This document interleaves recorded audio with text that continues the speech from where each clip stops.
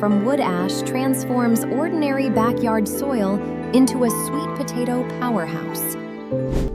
Work the wood ash directly into the soil before planting. It unlocks nutrients and balances the ground perfectly.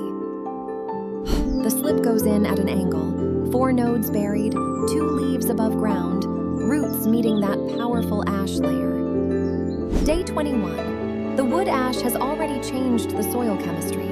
These roots are spreading wider than anything expected. Day 60. The wood ash method is producing the densest, most ground-covering vines in the entire garden. Day 95. Carefully checking below. The wood ash roots have created something almost unbelievable down here. Day 115. The wood ash harvest.